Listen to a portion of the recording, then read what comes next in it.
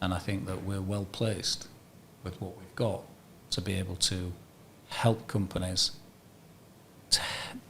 Because sickness obviously comes from lots of different areas.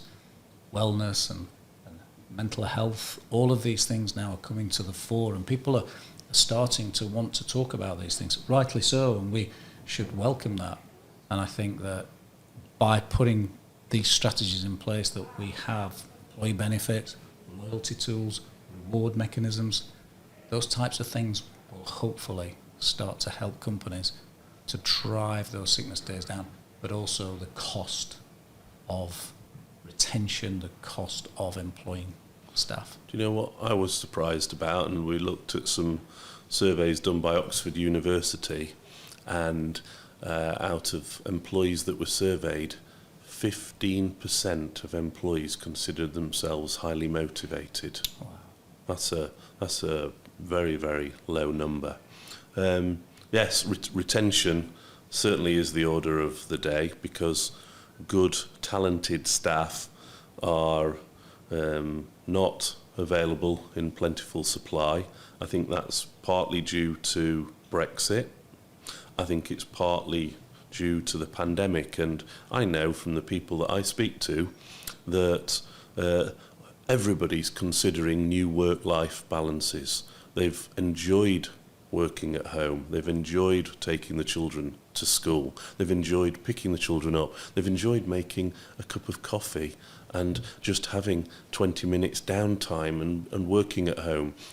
And a flexible employer in the past would be somebody that allowed flexi time. Oh, you can work at home. You can have some technology that allows you to do that work elsewhere. That's the new norm now. So employers are having to work so much harder than they've ever worked before. And the reason why employers have had to do that isn't just because they can't recruit, but it's so many other factors. You've mentioned very rightly the sickness element, which is massive, and this isolations and what's gone on in the last 18 months is unprecedented.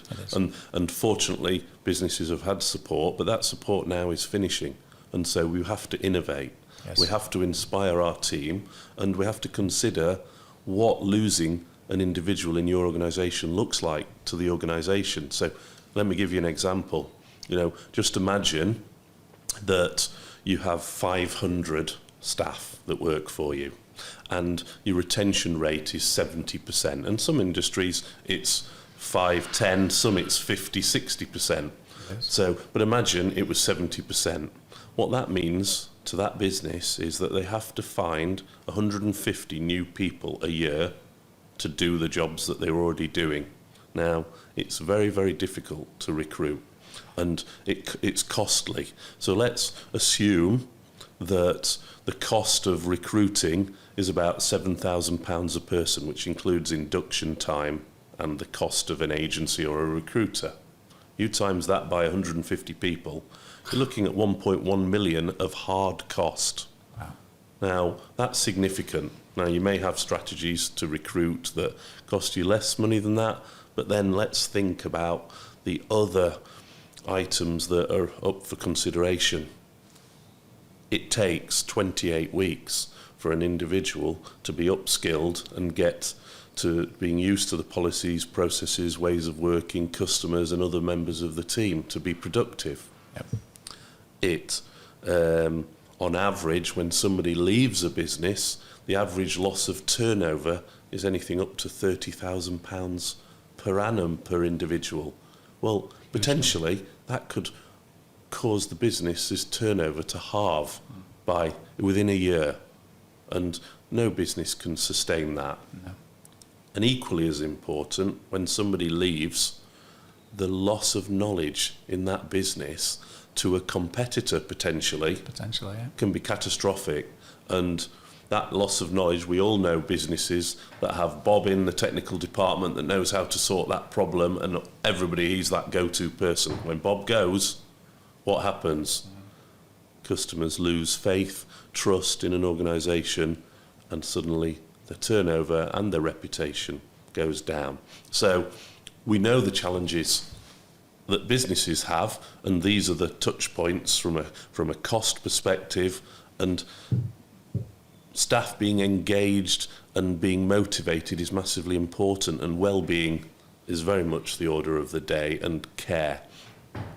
From a staff perspective, something that's been really, really interesting from the surveys that we've looked at, the majority of surveys rate care, appreciation, rewards, benefits, perks, all above pay rises when they're considering whether they stay at that employer of choice. Above 80%, I think that number was. When we looked at that, we were really surprised, weren't we? Fantastic, yes. 80% of staff that were surveyed said they'd rank all those other items above a pay rise. And they'd rank those items very, very highly if they were considering a new employer. So, massively important. And how we deliver that as an organisation, because it's quite key. It's very easy to put a reward system and advertise that in a job advert, but what's key is how it's communicated. Yep. We provide a technology solution to communicate that. That technology solution serves up the benefits. It allows employees to genuinely see those benefits, and they're not just benefits that are for them personally, they're benefits for their family, which ties in with the cornerstone of communities and families. And we're able to serve up a variety of different options depending on what their staff group want, and different industries require different things. So our piece of technology delivers a retention strategy that can save significant amounts of money. We believe that with a successful retention strategy, we can save anything from 1 to 4% of the gross payroll. Now, that's a real big statement to say, but it has to have the commitment of all of the senior leadership team of the organisation. Yes. But we're very, very strong in the belief, and we have solutions that certainly can guarantee 1%. Yes. So we can guarantee 1% saving of an organisation's gross payroll. That is massive and can be used to fund the retention programme.